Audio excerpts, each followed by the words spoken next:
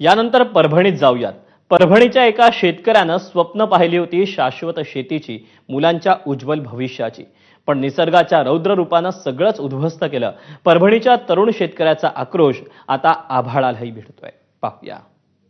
पाण्याचा प्रवाह खूप जास्त होता, कारण की आमचं हे शिवारच सर्वच खळून गेलेलं आहे. सर्वच वाहून गेलेलं, काहीच नाही राहिलं.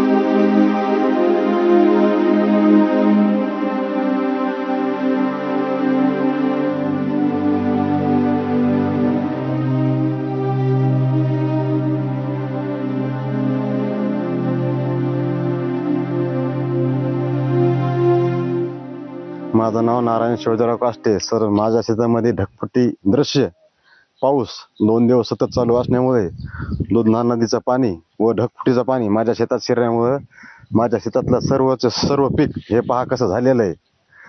त्यावेळेला माझा मुलगा आम्ही सतत 2 दिवसानं इजा करत झालं ना. रातचा पाण्याचा प्रवाह खूप जास्त होता, कारण की आमचं हे शिवारच सर्वच खळून गेलेलं आहे. शासनानं याची तब्बल दखल घ्यावा व आम्हाला शेतकऱ्याला न्याय द्यावा. आमचा कुटुंबाचा खर्च, लेकराचा खर्च, शेतीला कमीत कमी 30 ते 35 हजार रुपये एकरी खर्च आलेला आहे. तरी शासनाने याची दखल घ्यावी व तातडीची उपाययोजना करावी. बाकी सर्वच वाहून गेलेले, काहीच नाही राहिले.